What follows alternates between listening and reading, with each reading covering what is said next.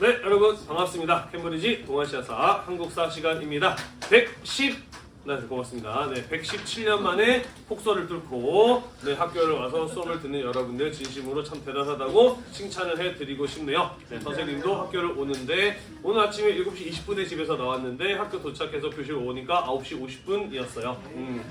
네, 세상에 이런 일이 정말 살면서 이렇게 눈 많이 오는 거 처음 보네요. 그죠? 자, 우리 지난 시간에 뭐에 대해서 이야기했냐면요. 신군부로부터 출발하였던 전두환의 정권 제5공화국의 독재에 맞서서 시민들이 대통령 직선제를 요구하였고 87년 6월 민주항쟁을 통해서 결국 국민의 손으로 직접 대통령을 뽑게 되는 대통령 직선제의 개헌을 이뤄내는 내용까지 우리가 지난 시간에 살펴보았습니다. 맞나요? 네, 자, 이번 시간부터 이제 대통령을 국민의 손으로 직접 뽑게 되면서 오늘날에 이르기까지의 한국 현대사의 내용을 각 대통령, 정부를 중심으로 한번 정리를 해보도록 하겠습니다. 함께 이야기를 해보도록 할게요. 자, 우리가 지난 시간에 이야기했던 것처럼 6월 민주항쟁을 통해서 1987년에 9차 개헌이 이루어지게 됩니다. 그러면서 비로소 국민들이 직접 대통령을 뽑게 되는 대통령 직선제가 이루어질 수 있었다라는 것이죠. 국민이 대통령을 직접 뽑는 직접 선거였고요. 대통령의 임기는 5년이고요. 한 번밖에 할 수가 없다. 단임제라고 못 박아 놓은 게 바로 9차 개헌의 내용이 되겠습니다. 그리고 이 내용이 현재까지의 우리나라의 헌법이라고 보시면 되겠어요. 현재까지의 우리나라의 헌법은 그래서 87년 6월 민주항쟁 이후에 현재까지 이어져 오고 있는 이러한 내용이라고 보시면 되겠습니다. 자, 그래서 새로운 헌법에 따른 새로운 대통령을 뽑기 위한 제13대 대통령 선거가 87년 12월 16일 날 열리게 되었습니다. 자, 여기에서 예고했던 대로 신군부 출신인 노태우 대통령 후보가 민정당의 민주정의당의 후보로 출마를 합니다. 자, 그런데 이렇게 어렵게 이루어냈던 대통령 직선제 선거인데요. 지금까지 이 대통령 직선제라는 결과를 얻기 위해서 함께 노력해왔던 야당 정치인들 사이에서 분열이 일어나게 되면서 여러 대통령 후보들이 나오는 일이 벌어지게 되었다라는 것이죠. 통일민주당의 김영삼 후보, 평화민주당의 김대중 후보, 그리고 박정희 군부 출신이었던 신민주공화당의 김종필 같은 사람들이 대통령으로 출마를 하였다라는 것이에요. 김종필 후보야 그랬다고 치겠습니다만은 사실 김영삼 후보나 김대중 후보 모두 박정희 정권에서부터 대통령을 비판해 오면서 민주화를 이루기 위해 오랫동안 노력해왔던 사람들이었잖아요. 그죠? 누가 대통령이 되어도 이상하지 않은 상황이었는데 문제는 이 둘이 단일화가 이루어지지 못하고 둘 다 같이 대통령 선거에 출마를 하였다라는 것이죠. 우리나라 대통령 선거 역사를 보면은 한 가지 공통적인 사실이 있습니다. 그게 바로 무엇이냐면 야당 후보들이 단일화되지 않을 때 반드시 여당 후보가 대통령에 당선이 되는 이런 일이 벌어졌거든요.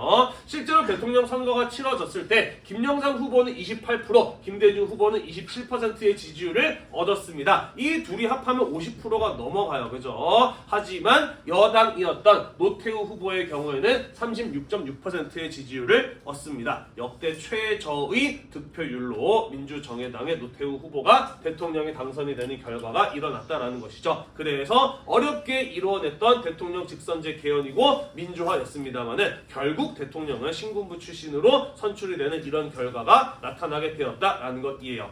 이해가 되나요? 네, 안타까운 결과였다라고 볼 수가 있겠네요.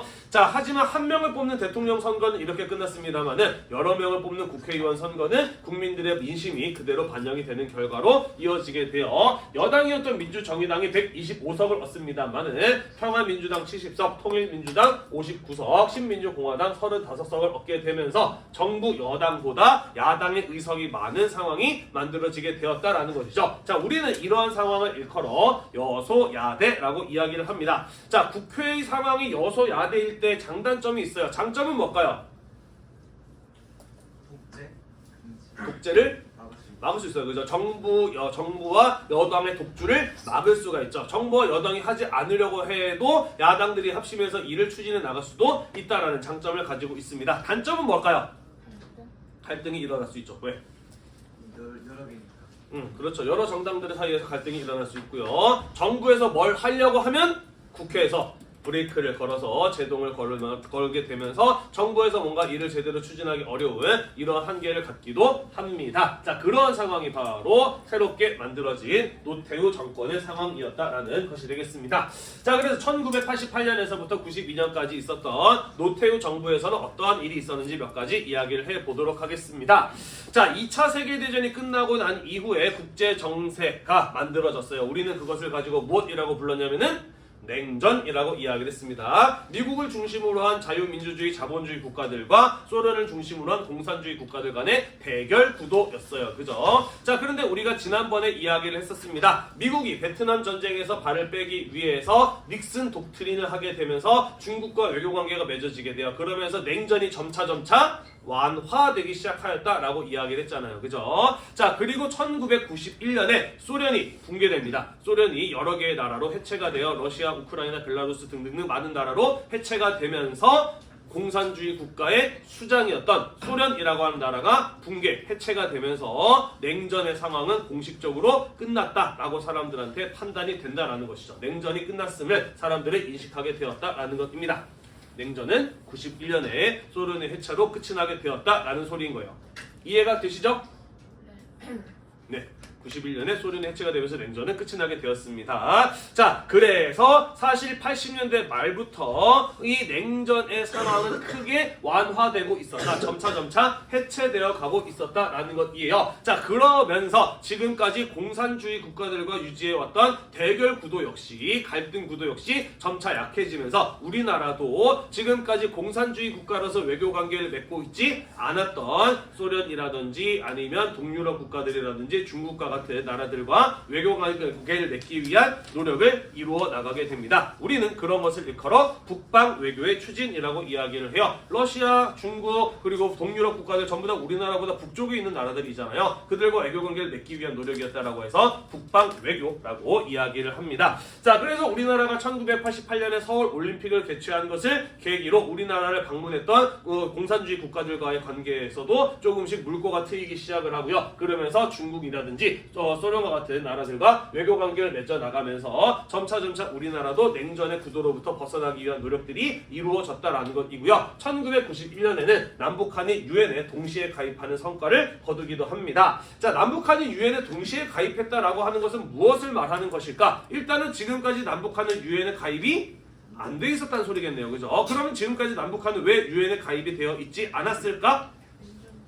냉전의 상황이었어요. 그죠? 북한은 북한대로, 남한은 남한대로 자신들이 한반도의 유일한 합법 정부라고 주장을 해왔습니다. 상대방을 국가로 인정하지 않아왔어요. 그죠? 그리고 전 세계도 마찬가지였죠. 자본주의 국가들은 남한을 합법 정부로, 공산주의 국가들은 북한 합법 정부로 주장해 오다 보니까 어느 정부를 진짜 공식적인 합법 정부 한국으로 볼 것인가 국제적인 합의가 이루어지지 않았던 것이에요. 자, 그랬는데 남북한의 유엔에 동시에 가입하게 되었다라는 것은 무엇을 의미하는 것일까요?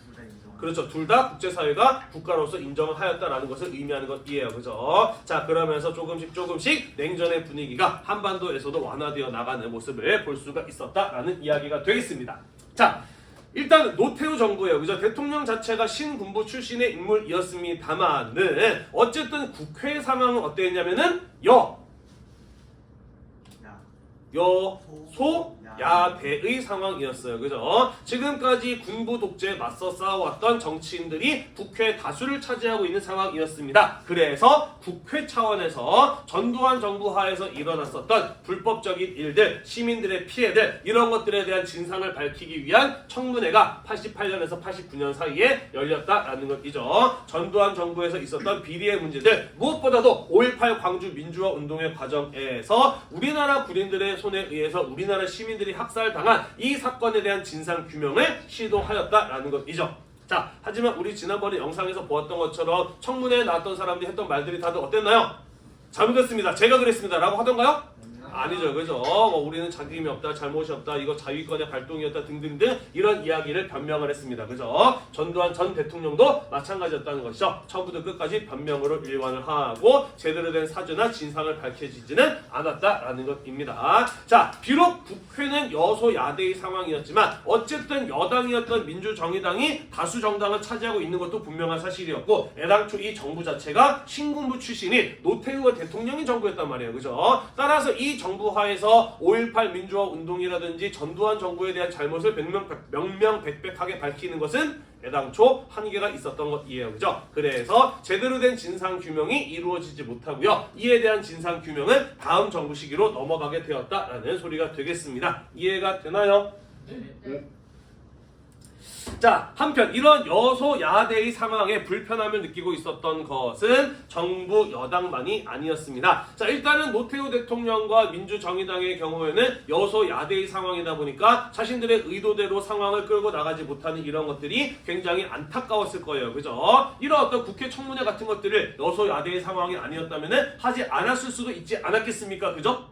네. 자, 근데 이런 상황이 불편했던 것 중에서 또 어떤 사람이 불편을 했느냐? 김영삼 의원, 통일민주당의 김영삼 의원도 사실은 이런 상황이 조금 불편했던 모양이에요. 자기가 이루어낸 민주화인데 내가 가지고 있는 의석이 그렇게 많지를 않은 겁니다. 내가 앞으로 조금 더 큰 정치적 영향력을 발휘하기 위해서는 더 큰 힘이 있어야 되겠다라고 생각을 했던 모양이에요. 자, 그래서 정부가 주도하고 싶었던 여당의 의견, 그리고 더 힘을 키우고 싶었던 야당의 일부 정당과 의원들 사이에서 합의가 이루어지게 되면서 민주정의당과 통일민주당과 신민주공화당 사이에 합당이 1990년에 이루어지게 됩니다. 우리는 이 사건을 일컬어 3당 합당이라고 이야기를 하고요. 그러면서 민주자유당이라고 하는 거대 여당이 성립을 하게 되었다. 그러면서 여소야대의 상황도 끝이 나게 되었다라는 것이에요.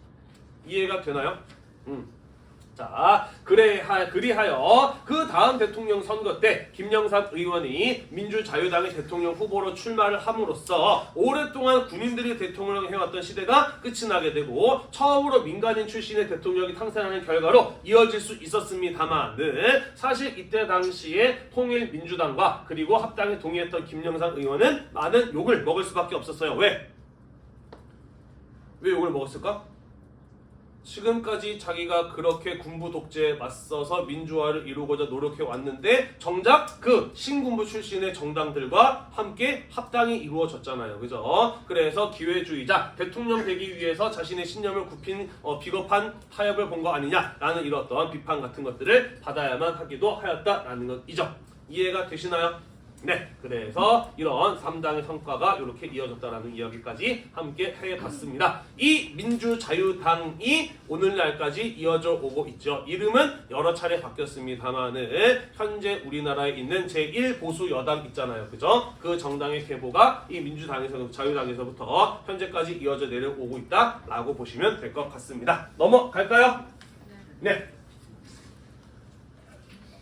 자, 그래서 김영삼 대통령의 경우에는 지금까지 민주화를 위해서 노력해왔던 자신의 과거를 배신했다라는 비판을 받긴 했습니다만은 어쨌든 처음으로 군인이 아닌 처음은 아니구나. 오랜만에 민간인 대통령이 탄생을 하게 되었다라는 것입니다. 그러면서 93년부터 97년 사이에 김영삼 정부가 운영이 되게 되었다라는 것이에요. 김영삼 정부는 스스로를 문민정부라고 부르기도 하였습니다. 자, 김영삼 정부 시절에는 어떤 일이 있었는지 이야기를 보도록 할게요. 자, 김영삼 정부에서는 일을 제대로 못했다라고 비판은 받는 점도 많습니다만은 그래도 이거는 참 잘했다라고 칭찬을 받는 이 일이 있어요. 그게 바로 무엇이냐면 고위공직자윤리법을 개정을 해서 고위공직자들의 재산을 공개한 것과 금융실명제를 실시한 것이라고 보시면 되겠습니다. 자, 고위공직자들의 재산을 왜 공개했을까?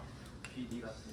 그렇죠. 이 사람이 태어나서 성장하면서 지금까지 고위공직자가 되기까지의 과정은 다 알려져 있어요. 그러면 이 사람의 삶의 궤적을 보면은 이 사람이 대략 어느 정도의 돈을 벌었을 것이다라고 추정할 수 있는 규모가 있을 거 아닙니까, 그죠? 자, 근데 이 사람이 공직자로서 고위공직자로서 재산을 공개했는데 깜짝 놀랄 만큼의 재산을 가지고 있다라고 한다면 뭐라고 의심할 수 있을까? 돈을 받아. 그죠? 뇌물 받았구나, 그죠? 비리가 있구나라고 하는 것 사람들이 알 수가 있잖아요, 그죠? 그래서 그런 어떤 뇌물, 비리의 문제를 해결하기 위한 법안이었다라고 보시면 될 것 같습니다. 금융실명제도 마찬가지예요. 오늘날 우리가 은행에 가서 통장을 개설하기 위해서는 자기 신분증 내고 반드시 자기의 이름으로 된 통장을 만들도록 되어 있습니다. 그게 금융실명제예요. 하지만 이것이 실행되기 전까지는 자기 이름이 아니라도 신우영이라도 김영택 같은 이런 이름으로 통장을 개설할 수가 있었다라는 것이죠. 통장과 인감 도장만 있으면 누구나 통장을 만들고 사용할 수 있었다라는 것이에요. 그러다 보니까 어떤 일이 벌어질까요? 그렇죠. 차명 계좌라고 하죠. 그죠? 내 이름은 아니지만 내가 가지고 있는 계좌가 따로 있는 겁니다. 그죠? 그렇기 때문에 고위공직자 재산 공개할 때 차명 계좌는 드러날까 안 드러날까? 안 드러나는 거죠. 그죠? 다른 이름으로 뒷돈 받고 뇌물 받고 비리 저지를 수 있는 거 아니겠습니까? 그죠? 그래서 이런 목적에서 금융실명제가 실시되었다라고 볼 수가 있는 겁니다. 무엇보다도 자기 이름으로 된 통장이 있어야 이 사람이 돈을 얼마나 벌었는가를 정확하게 파악할 수 있을 거 아닙니까? 그죠? 네, 차명 계좌, 자기 이름이 아닌 통장 계좌를 이용을 해서 세금을 빼돌리는 사람들도 있었기 때문에 금융실명제 같은 것들은 반드시 이루어질 필요가 있었다라는 것이죠. 그리고 그것이 김영삼 정부 시절에 이루어졌다라는 겁니다. 이해가 되시죠? 네, 넘어갈게요. 자, 한편 시장과 군수 같은 이런 사람들을 그 지역에 사는 사람들이 뽑는 지방자치제, 원래 장면 정부 시절에 도입되려고 하였어요. 그죠? 자, 그런데 5.16 군사정변이 일어나게 되면서 뒤로 한참 밀리게 되었다라고 이야기를 했잖아요. 그래서 김영삼 정부 시절에 1995년에 오게 되면서 비로소 도지사, 시장, 시도, 의원 같은 사람들을 그 지역 사람들이 선거로 뽑는 지방자치제 같은 것들이 시행될 수 있었다라는 것입니다. 뒤에 나가 있는 학생들 그렇게 장난칠 거면 자기 자리로 돌아가시기를 바래요.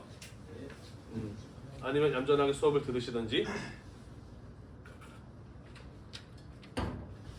자, 노태우 정부는 노태우 자체가 신군부 출신이었기 때문에 전두환 정부 시기에 있었던 일들에 대한 진상규명과 처벌이 제대로 이루어지기 어려웠습니다. 그죠? 자, 하지만 김영삼 정부는 그렇지는 않죠. 그죠? 김영삼 정부 시절에 그래서 역사 바로 세우기라고 해서 제5공화국 시절에 있었던 일들에 대한 역사적인 단죄 같은 것들이 이루어지게 됩니다. 자, 그러면서 하나의 같은 단체 해체가 되고요. 5.18 특별법을 제정을 해서 12.12 군사 반란 과 5.18 민주화 운동에 관련된 책임자들을 법정에 세우고 그들에 대한 재판이 이루어지고 그들에 대한 사법적인 처벌이 이루어지는 일들이 이루어질 수 있었다라는 것이죠. 자, 그러면서 전두환과 노태우 모두 법정에 세워졌고요. 전두환은 1심에서 사형, 노태우는 징역 22년형을 받았습니다. 항소심에서 각각 무기징역 17년형으로 감면이 되었고요. 1997년에는 국민 대통합이 필요하다라는 이유로 김영삼 대통령에 의해서 특별 삼원이 이루어지기도 합니다. 그러면서 전두환 대통령과 노태우 전 대통령은 감옥에 한 2년 정도밖에 있지를 않았어요. 우리 지난 시간에 영상을 봤죠, 그죠? 코트 입고 목도리 두르고 나오면서 할 말 없냐라고 물어보니까 여러분들은 감옥 가지 마십시오라고 한마디 하면서 웃으면서 나오잖아요, 그죠? 사실 이들에 대한 역사적 정의가 제대로 집행이 되지는 않았다라고 볼 수가 있겠습니다. 어찌 본다면 3당 합당을 통해서 대통령이 된 김영삼 대통령의 한계이지 않았을까라고도 추측을 해볼 수가 있겠는데요. 그 외에도 역사 바로 세우기에 의해서 조선 총독부 건물이 헐리죠. 그러면서 오늘날 광화문 광장 같은 것들이 만들어지기도 하고요. 국민학교, 일제시 강점기에 만들어졌던 국민학교라는 이름이 이 시기에 초등학교로 바뀌어지게 되는 이런 일들이 있기도 하였습니다. 넘어갈까요? 자, 김영삼 정부 시절에는 우리나라의 경제가 무척이나 많이 발전을 하는 모습을 보여주었습니다. 어찌 본다면 6.25 전쟁이 끝나고 난 이후에 박정희, 전두환, 노태우 정부를 거치면서 우리나라의 경제는 꾸준히 성장을 해왔어요. 그래서 김영삼 정부 시기에 가게 되면은 이제 우리의 경제도 꽤나 수준이 높아졌다라고 판단할 만큼이 되었다라는 것이죠. 자, 그러면서 소위 말해서 선진국들만 가입한다라고 하는 경제협력을 위한 국제기구인 경제협력개발기구 OECD에 우리나라도 1996년에 가입을 할 수 있었다라는 것입니다. 자, 그러면서 우리나라의 경제도 더 큰 물로 뛰어들어서 새로운 기회를 만들자. 우리도 이제 다른 나라들과 당량이 어깨를 나란히 하고 경쟁할 만큼의 성과를 거두었다라고 판단했던 김영삼 정부의 경우에는 상품과 자본에 대한 시장을 국제적으로 개방하는 이러한 조치를 취하기도 해요. 상품과 자본 시장을 개발했다라는 게 무슨 말이냐? 외국 기업들이 좀 더 자유롭게 우리나라에 들어와서 물건을 사고 팔 수 있도록 하였다라는 것이고요. 더불어서 외국계 금융회사들, 주식회사들, 이런 회사들이 우리나라에 들어와서 은행을 만들고 돈을 빌려주고 투자를 하고 주식을 사고 하는 이런 것들이 가능하도록 하는 조치가 이루어졌다라고 보시면 되겠습니다. 대충 이해가 되나요? 네. 자, 하지만 이런 OECD 가입이라든지 상품과 자본시장의 개방을 한 것에 대해서는 이후에 샴페인을 지나치게 일찍 터뜨렸다라는 비판을 받기도 합니다. 샴페인을 일찍 터뜨렸다라는 게 무슨 말인가요? 어떤 표현이지? 그쵸. 아직 그 정도 수준은 아니었는데, 그죠? 너무 일찍 조급하게 내린 결정이었다라는 비판을 받았다라는 것이에요. OECD에 가입한 게 1996년이었는데 1997년에 국제 경제 여건의 악화 및 경제 정책의 실패로 인해서 이른바 IMF 외환 위기라고 하는 우리나라에 굉장히 큰 경제 위기가 불어닥쳤다라는 것이 되겠습니다. 들어는 봤나요? 한 번쯤 들어는 봤죠, 그죠? 선생님 중학교 1학년 때였습니다. 기억이 나요. 물론 선생님 집안은 나라에서 월급 받는 아버지께서 그런 직업을 가지고 계셨기 때문에 큰 어려움은 없었습니다만은 그래도 한 3개월 동안 아버지가 월급을 가지고 오지 못하셨던 기억이 나요. 그리고 4개월째 되던 날 컴퓨터를 가지고 있어서 아싸 새 컴퓨터다 라고 신나했는데 알고 보니까 월급 대신에 나라에서 컴퓨터를 준 거였어요. 네, 뭐 그러던 때가 있었습니다. 선생님 친구 집들 보면은 뭐 아버지께서 실직을 하시고 운영하시던 사업이 망하고 하는 그래서 경제적으로 굉장히 어려워했던 친구들이 있기도 했었죠. 자, 이 경제 위기가 왜 나타났느냐? 여기 설명을 보면은 뭐 국제 경쟁력의 약화, 기술 개발의 소홀, 방만한 기업 경영, 대기업 중심의 경제 구조 등등등 많은 문제가 있었던 것도 맞습니다만은 우리가 나중에 경제 단원 가서 좀 더 자세하게 이야기할 텐데요. 핵심은 외환 위기예요. 우리나라에 달러가 부족한 것이 문제였던 것이죠. 자, 아까 자본시장을 개방하였다라고 이야기를 했잖아요. 그죠? 그래서 외국에 돈 많은 금융회사들이 우리나라에 진출합니다. 우리나라 경제가 꾸준히 성장하니까 얘네들한테 돈 빌려주면은 꽤나 이자 잘 받아서 회수할 수 있다는 판단을 하고 있었던 거예요. 자, 그래서 외국계 금융회사들이 들어와서 우리나라 기업들한테 돈을 빌려주기 시작합니다. 우리나라 기업들은요, 자금을 쉽게 구할 수 있다 보니까 외국계 금융회사들한테 돈을 빌려가지고 기업들은 자기의 사업 규모를 확장시켜 나가고요. 우리나라의 금융기업들은 어떤 일을 하느냐? 외국 기업에서 돈 빌려온 돈을 조금 더 이자율이 높은 동남아시아 기업들한테 다시 빌려줍니다. 네, 그러면서 이자 차이를 이용을 한 돈벌이를 하고 있었던 것이죠. 자, 그런데 동남아시아에서부터 경제 위기가 터지기 시작을 해요. 그러면서 동남아시아에 빌려줬던 돈을 우리나라 금융기업들이 못 받게 생겼어. 그래서 우리나라 금융기업들이 외국 기업들한테 갚을 길이 막막해졌어요. 그러면서 외국 기업들 한국 경제도 위험하네? 안 되겠다. 우리 지금까지 투자했던 돈 다 돌려줘. 더 이상 너네한테 돈 안 빌려줘. 라고 해버린 겁니다. 자, 그러면서 외국계 기업에게 돈을 빌려와서 무리하게 사업을 확장했던 우리나라 기업들도 돈을 빌릴 때가 없어진 거예요. 그죠? 기업이 하나둘씩 망하기 시작을 하는 거죠. 특히 우리나라 같은 경우에는 다음 시간에 이야기를 하겠습니다만은 몇몇 개의 대기업들이 재벌이라고 해서 우리나라 경제에 상당히 큰 비중을 차지하고 있었잖아요. 그죠? 그런 기업들이 하나 둘 망하기 시작을 하면서 우리나라 경제 전체가 어려워지게 된 사건이 바로 이 IMF 외환 위기라고 하는 것이었다라는 것이죠. 따라서 이 위기를 벗어나기 위해서는 달러, 외환을 어떻게든 마련할 필요가 있었던 것이죠. 자, 그래서 이러한 상황에 대비해서 만들어진 금융기관이 있습니다. 그게 바로 무엇이냐면 인터내셔널 머니터리 펀드, 국제통화금융이라고 하는 IMF라고 하는 국제기구인 것이죠. 그래서 우리나라는 이 IMF로부터 돈을 빌려올 수밖에 없었고요. 돈을 빌렸기 때문에 IMF에서는 너네가 우리나라한테 빌린 돈 갚으려면은 너네 나라의 경제 구조를, 기업 구조를 이런 식으로 바꿔야 돼, 다이어트 해야 돼 라고 강요를 했고 그것을 받아들일 수밖에 없었다는 겁니다. 이해가 되나요? 네. 그러면서 우리나라 경제와 기업 구조에 대한 강도 높은 다이어트, 구조 조정이 이루어지게 되는 것이고 그 과정에서 많은 실업자가 발생했던 것이 바로 이 IMF 경제 위기였다라고 보시면 되겠습니다. 넘어갈게요. 자, 이번 시간 끝나고 집에 갔잖아요, 여러분. 조금만 더 정신을 차려 보도록 합시다. 나도 집에 가고 싶다. 아이고야. 집 가실 때 2시간 걸리는 거 아니에요? 그러게 얼마나 걸릴지도 모르겠네. 집에 갈 수는 있으잖아. 가시는 거 아니에요? 네, 모르겠습니다. 어떻게 될지 아직도 소식이 없네요. 밥안 줘요? 응? 밥안 줘요? 네, 급식차가 못 들어왔대 오늘. 그래서 오늘 밥 안 주고 집에 가야 돼요. 12시 같은 네, 선생님도 밥을 못 먹게 생겼네. 네, 안타깝다. 집에 가서 먹을 거 있니? 잘 찾아봐. 없으면 선생님이 라면이라도 사 먹게 돈 좀 줄게. 좀 배고파요. 네, 돈 있는데 괜히 그러지 마시고 집에 가도 밥 있는 사람 그런 얘기 하지 마시고. 부모님 두 분이 나가 계시다거나 뭐 밥 먹을 길이 막막하다거나 하는 사람들만 선생님이 IMF처럼 돈을 빌려드리도록 하겠습니다.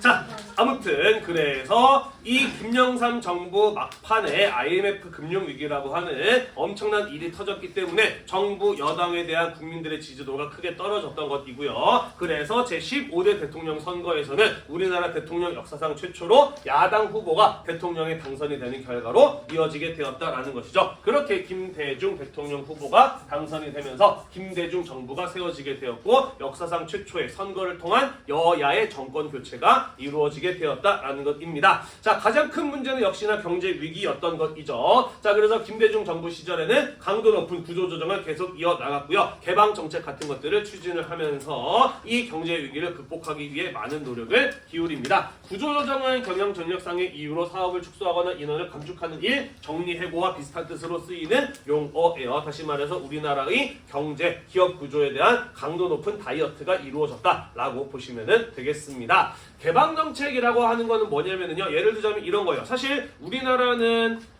이 김대중 정부 이전까지 일본 문화의 수입이 법적으로는 원래는 금지되어 있었어요. 하지만 다들 일본 만화 같은 것들을 아름아름으로 다들 보고 있었죠. 선생님은 어렸을 때 독수리 오형제라는 만화를 봤는데 그게 나중에 일본 만화라는 사실을 알고서는 굉장히 큰 충격을 받았어요. 뭐 마징가 제트 이런 것도 사실은 다 일본 만화였죠. 그래서 사실은 아름아름으로 일본 문화가 어차피 우리나라에 대부분 다 유통이 되고 있는 상황이기도 하였어요. 오히려 이런 것들을 막고 있다 보니까 불법적으로 유통이 되는 문제 이런 것들이 나타나기도 하였었죠. 그리고 일본에게 문화 산업에 대해서 개방을 해주는 제스처는 일본과 경제 협력을 얻어낼 수 있는 우리 쪽에서의 우호적인 사인으로 보일 수도 있었던 겁니다. 뭔 소리지? 이해가 되나요? 그래서 김대중 정부 시절에 일본에게 문화 산업에 대해서 개방을 하면서 일본과 경제 협력을 강화해 나갈 수 있었다라는 소리가 되겠습니다. 그렇게 해서 IMF에서 돈을 빌려와서 그들에 의해서 우리나라 경제가 관리되어야 하는 IMF 관리 체제를 예상보다 일찍 탈출할 수 있었다. 외환위기를 극복할 수 있었다라는 이야기가 되겠습니다. 하지만 그 과정은 결코 순조롭지만은 않았다라는 것이죠. 이 과정에서 수많은 사람들이 경제적인 고통을 겪어야만 했다라는 소리가 되겠습니다. 자, 한편 과거에 일어났었던 제주 4.3 사건이라든지와 같은 이런 어떤 비극적인 사건들 있잖아요. 그죠? 또는 의문의 죽음을 맞이했었던 억울한 사람들, 이런 사람들에 대한 진상규명 같은 것들이 이루어지기도 하였고요. 민주화 운동을 하는 과정에서 억울하게 간첩으로 몰렸던 사람들, 그래서 옥살이를 했거나 사형을 당했던 사람들에 대한 명예회복 같은 것들이 김대중 정부 시절에 이루어지기도 하였다라는 것입니다. 또한 개인의 인권이라든지 양성평등, 국민에 대한 복지 이러한 것들이 중요한 이슈로 떠오르게 되면서 여성부라든지 국가인권위원회라든지 기초생활법의 제정 같은 것들이 이 시기에 이루어지기도 하였습니다. 네, 말도 많고 탈도 많은 여성부, 그죠? 아직까지 앞서지지 않고는 있는데 이때 처음 만들어지기는 했었습니다. 그리고 이때는 다들 환영하는 분위기였죠.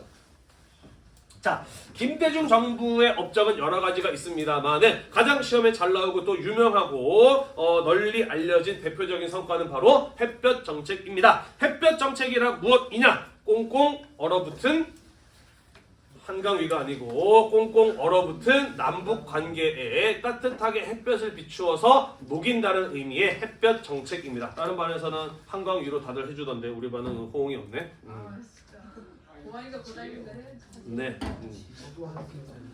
네, 아무튼 네, 지금까지 남과 북의 관계는 오랫동안 냉전의 상황 속에서 대결 구도로 이어져 왔어요. 그죠? 물론 7사 남북 공동선언 같은 것이 있었습니다만은 사실 그것은 어디까지나 명분에 불과했고 실제로는 남과 북의 이러한 냉혹한 대결 구도 갈등 관계가 계속해서 이어져 왔다라고 볼 수가 있는 것이죠. 자, 그래서 김대중 정부에서는 북한과 경제적인 평화적인 협력을 통해서 남과 북의 관계를 우호적으로 만들기 위한 대북 화해 협력 정책을 실시했으니 우리는 그것을 가지고 햇볕 정책이라고 이야기를 한다라는 겁니다. 나중에 이거는 평화 통일 파트 가서 좀 더 자세하게 이야기를 할 거예요. 정주영 현대 회장이 먼저 소 1000마리를 데리고 북한에 가요. 그러면서 북한과 대화의 물꼬를 트게 되고요. 그러면서 금강산 관광부터 시작을 해서 남북 간의 경제 협력이 시작이 됩니다. 금강산도 식후경이라는 말이 있잖아요. 그죠? 고맙습니다. 네, 금강산은 예로부터 우리나라에 있는 산들 가운데 경치가 뛰어나기로 이름이 높았던 북한의 산이죠. 그죠? 자, 그래서 1998년에서부터 우리나라 사람들이 북한에 있는 금강산을 관광할 수 있는 관광 상품이 만들어지고 이 관광이 시작이 됩니다. 그러면서 북한과의 경제 협력이 이루어질 수 있었다라는 것이죠. 무슨 말인지 이해가 되시죠?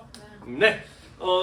선생님은 이때 대학생이었어요. 그래서 금강산을 가보고 싶었는데 못 가봤습니다. 선생님 선배들 가운데 몇 명은 다녀와서 야 이거 북한 과자야, 이거 북한 술이야 하면서 이렇게 건네줬던 기억이 나기도 하네요. 우리 학교 선생님들 가운데서도 몇 분 다녀오신 걸로 알고 있습니다. 하지만 현재는 네, 정창훈 쌤 갔다는 얘기 못 들었는데. 저는 무슨 느낌이지? 네, 현재는 못 가요. 왜냐하면 2008년에 박왕자 씨라고 해서 관광객 한 분이 가지 말라는 곳에 발을 들였다가 북한군이 쏜 총에 맞아서 사망하는 일이 벌어지게 되거든요. 그러면서 현재는 중단되어 있는 상태라고 보시면 되겠습니다.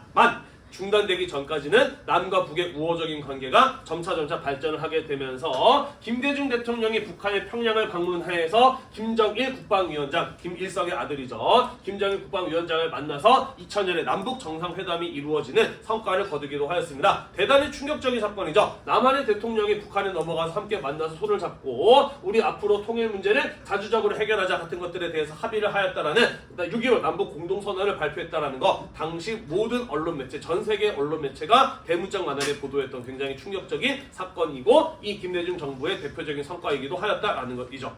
이해가 되시죠? 자, 그래서 김대중 대통령의 경우에는 오랫동안 민주화를 이루기 위해서 노력해왔던 그의 삶과 한반도의 긴장관계를 낮춰서 세계 평화에 기여하였다라는 바를 인정받아서 2000년에 노벨 평화상을 수상을 하기도 하였죠. 그죠? 선생님 어렸을 때 서울에 있는 교보문고라는 책 서점에 가면은 역대 노벨상 수상자들 가운데 유명했던 인물을 초상화를 쭉 전시해놓고 맨 마지막에 커다랗게 물음표를 이제 액자에다 걸어놨어요. 우리나라 최초의 노벨상 수상자는 누구일까요? 여러분일 수도 있습니다. 라는 이런 어떤 내용이었거든요. 그러면서 나중에 여기에 누가 걸릴까? 내가 저기에 걸리지 않을까라고 생각을 했는데 네, 김대중 대통령의 초상화가 먼저 걸렸네요. 그리고 올해 또 성과가 있었죠. 그죠? 한강 작가님께서 오늘 한강 자주 나오네. 네, 한강 작가님께서 노벨 문학상을 수상을 했던 이런 일들이 벌어지기도 했죠. 그죠? 네, 넘어가겠습니다. 자, 그 뒤에 노무현 정부가 정권을 이어받아요. 참여정부라고 스스로 밝혔고요. 권위주의를 청산하고요. 지방 분권, 과거사 정리 노력을 했고요. 국가정보원이나 검찰 같은 국가 권력기관의 독립성을 강화시키려고 노력을 하였고요. 행정수도 이전 지방혁신도시 건설, 주요 공공기관의 지방 이전 추진 같은 것들을 했습니다. 이런 거죠. 우리나라의 문제 여러 가지가 많이 있습니다만은 지리적으로 봤을 때에는 모든 인구와 시설과 이런 것들이 서울에만 집중되어 있는 게 좀 문제이기는 해요. 그죠? 그래서 서울에 집중되어 있는 이 문제를 해결하기 위해서 수도부터 일단은 지방으로 옮기자. 그러면서 점차 수도와 지방에 대한 균형 발전을 추진하자라고 하는 게 노무현 정부의 원래 공약이기도 하였습니다. 그런데 대법원에서 납득하기 어려운 판결을 내려요. 우리나라는 관습법에 따르자면 수도는 서울이어야 한다라고 하는 대법원의 이해하기 어려운 판결이 나옵니다. 그러면서 수도 이전은 위헌 판결이 나게 되면서 수도를 옮기는 데에는 실패하게 됩니다. 하지만 정부의 주요 공공기관들을 지방으로 이전하기 위한 노력들이 이루어지게 되죠. 그러면서 우리가 알고 있는 세종시 같은 것들이 만들어지게 되는 겁니다. 이해가 되시죠? 네.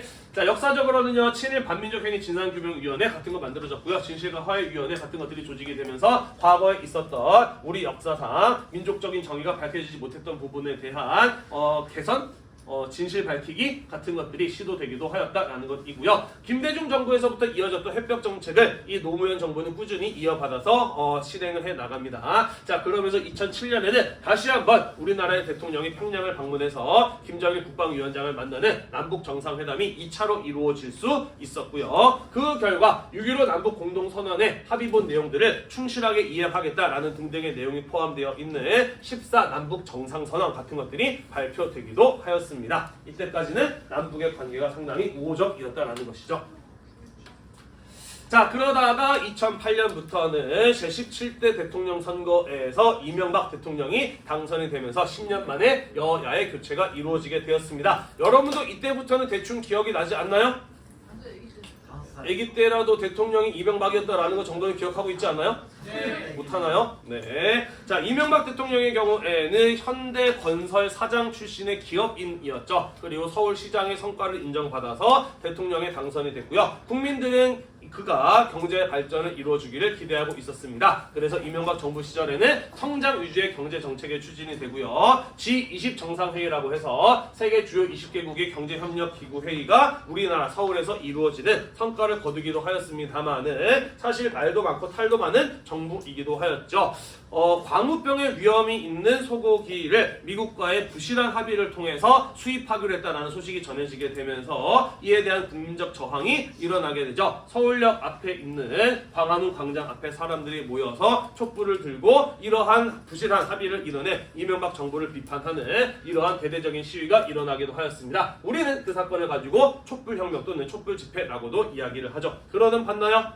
네, 선생님도 가서 촛불을 들었던 기억이 나네요.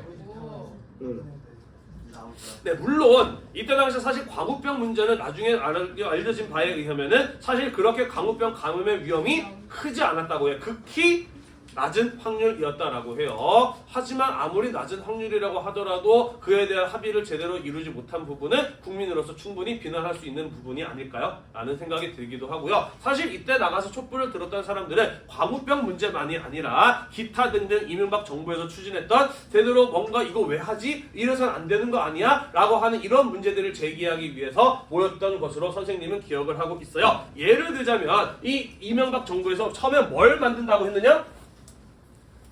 앵글이 안 나올 텐데 처음에 뭘 만든다고 했느냐? 대운하를 만들겠다라고 했어요. 대운하 뭔지 아나요? 그 배지나 같은 거. 그렇죠. 운하는 뭐냐면은 원래 물이 흘러다니지 않는 땅을 파는 거야. 그래서 거기에다 물을 흘려보낸 다음에 배가 다닐 수 있도록 만드는 백기를 가지고 운하라고 이야기를 하죠. 자, 세계적으로 유명한 운하 혹시 뭐 알고 있는 거 있나요? 나이가. 수에즈 운하 있어요. 그리고 또 나이가 아니, 네, 소감. 뭐야? 그런 거 있잖아요. 네, 맞아요. 배충은의 세계지도요. 알아보겠죠? 일본이 없어. 네. 네, 일본 뭐 호주도 없어요 그러면.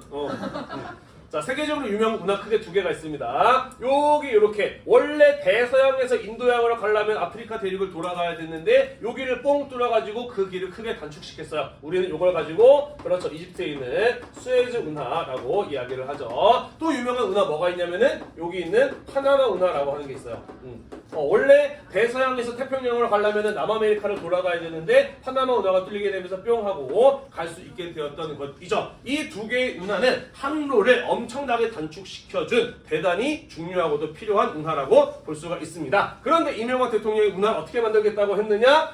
서울에서 부산까지 운하를 연결해서 만들겠다라고 했어요. 이렇게 가는 것보다 이렇게 하면 되지 않느냐라고 하면서 만드는데 도대체 이걸 왜 하는 거야? 사람들이 엄청나게 비난했죠. 이 공사 어마어마하게 큰 공사인데 이 큰 공사를 해서 누가 돈 떼먹으려고 하는 거 아니야? 라고 하는 이런 어떤 불만 제기 같은 것들이 사실 이 촛불 집회를 통해서 이루어지기도 합니다. 자, 그러면서 이명박 정부 운하 만드는 거 취소해요. 하지만 대규모 공공사업에 대한 의지를 접지 않고 그럼 운하 대신에 4대강 살리기 사업을 하겠다라고 해서 우리나라의 큰 주요 강들의 물을 막을 수 있는 시설인 보를 설치를 합니다. 명분은요, 수자원을 확보하기 위해서다. 농사에 필요한 생수를 구하기 위해서 물을 가둬놓을 필요가 있다. 우리나라 여름에만 강수량이 집중되지 않느냐. 그래서 사계절 물을 잘 쓰기 위해서 막아놓을 필요가 있다라고 해서 만든 게 보고, 그게 4대강 살리기 사업이었거든요. 하지만 원래는 흘러가야 했을 물들을 가둬놓게 되다 보니까 녹조 같은 것들이 발생하게 되면서 환경오염 문제 같은 것들이 끊임없이 현재까지도 제기되고 있는 게 바로 이 4대강 살리기 사업이 되겠습니다. 그리고 이명박 대통령의 경우에는 이후에 문재인 정부 시절에 자기가 대통령 시절에 재임하고 있었던 당시에 횡령과 뇌물수수 등으로 유죄 판결을 받으면서 감옥에 갇혔다가 윤석열 정부에서 대통령 사면을 받아서 지금은 풀려나 계시죠.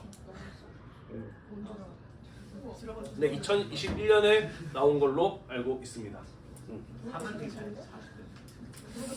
자, 박근혜 정부입니다. 네, 여기서부터 여러분도 다 기억이 나시죠, 그죠? 이제 머리가 많이 굵어졌던 때였지, 그지? 2014년에 세월호 참사 터졌었죠, 그죠? 물론 뭐 배 사고 일어날 수 있어요, 그죠? 근데 세월호 참사의 경우에는 애당초 이 배가 왜 운항을 할 수 있었을까? 이거 정부에서 뭔가 한 거 아닌가라는 이런 어떤 의구심이 들었었고요. 무엇보다도 이렇게 비극적인 사건이 일어났는데 대통령이 몇 시간 동안 연락이 안 되고 그동안 뭐 했냐라고 했는데 뚜렷하게 밝히지 않아서 국민적인 분노를 사기도 하였었죠. 한편 한국사 교과서에 대한 국정화를 추진하기도 합니다. 무슨 이야기를 했었냐면요, 한국사는 학생들이 하나의 교과서를 통해서 배워야 된다라는 이야기를 했었어요. 이미 역사교육학계에서는 학생들에게 다양한 역사적 사실을 보여주고 자기 스스로 역사적 판단을 해야 된다라는 결론이 나온 지 오래됐는데, 어떤 의도였는지 모르겠습니다만은 우리나라 역사만큼은 하나로 가르쳐야 돼 라고 해서 교과서를 하나로 만들려고 했다가 이 역시 국민적인 반발에 부딪혔던 일들이 벌어지기도 하였습니다. 한편 일본과의 이 위안부 문제에 대해서 이 박근혜 정부 시절에는 최종적인 합의를 보려고 하였어요. 그게 바로 1228 합의라고 하는 것이거든요. 일본 총리가 사죄와 반성의 마음을 표현한다 라고 하는 비공식적인 사과를 하고 일본 정부에서 10억 엔을 낸 다음에 그 돈으로 위안부 할머니들에 대해서 경제적 지원을 해주는 화해와 치유재단을 설립한다 라는 내용의 한국과 일본 정부가 합의를 보고요.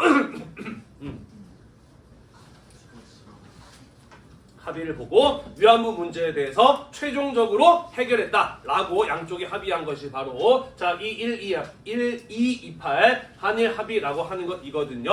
하지만 이 역시 많은 비판을 받습니다. 왜냐하면 위안부 할머니들이 본인이 원하는 것은 일본의 공식적인 사과고 이후에 이에 대해서 반성하는 일본 정부의 책임 있는 행동을 원해왔어. 하지만 정부는 공식적인 사과가 아니라 총리의 비공식적인 사과만 받고서는 돈 받고 끝내려고 했던 것이죠, 그죠? 자, 그러면서 이런 위안부 할머니들의 의견 수렴이나 동의도 받지 않은 거, 우리가 과연 위안부 문제를 이런 식으로 처리하려고 지금까지 일본 정부가 싸워왔던 거 아니지 않습니까? 라고 하는 이런 어떤 비판 같은 것들이 이루어지기도 하였던 것이죠. 그래서 문재인 정부 시절에 이것을 뒤집자 일본 정부 쪽에서 최종적으로 불가역적인 합의를 봤는데 왜 이런 식으로 바꾸냐? 라고 하면서 비판했던 것이고, 그러면서 한일 관계가 악화되면서 여러분들이 기억하고 있는 불매운동 같은 것들이 이루어지기도 하였던 것이죠. 네. 그리고 결정타가 최순실을 비롯한 민간인이 국정 개입을 해서 부정부패를 일으켰던 국정농단 사건이 벌어졌었죠. 그죠? 알고 봤더니 대통령은 한 게 아무것도 없었고 그 뒤에 있는 아무 자격이 없는 최순실, 본명 최소원이죠, 이라는 사람이 대통령을 대신해서 국정을 지시하고 있었고, 심지어 주요 기업들의 재벌들을 불러 모아서 겁을 주고 그들한테 돈을 뜯어내서 자기 딸 말 사주는 데 쓰고요. 그리고 어느 기업 대기업 회장이 사망을 하게 되자 그 사람의 재산을 물려받은 아들이 어떻게 하면 상속세를 적게 낼 수 있는가, 이런 어떤 편법적인 방법들에 대해서 눈 감아주는 이런 일이 벌어졌던 게 바로 국정농단 사건이었고, 이 사실이 알려지게 되면서 결국 대법원에서 박근혜 대통령이 탄핵되는 이런 일이 벌어지기도 하였었죠. 그러면서 정권이 문재인 정권으로 바뀌었다가 2022년에는 현재 윤석열 대통령 정권으로 바뀌는 이런 일들이 이어져 왔습니다. 문재인 정부 시절에 그리고 윤석열 정부 시절의 일들도 몇 가지 중요한 것들이 있습니다만은 아직까지 교과서에서는 알려져 있고요. 여러분들이 후배들의 경우에는 이 정권에 대한 내용들도 배우게 되겠는데요.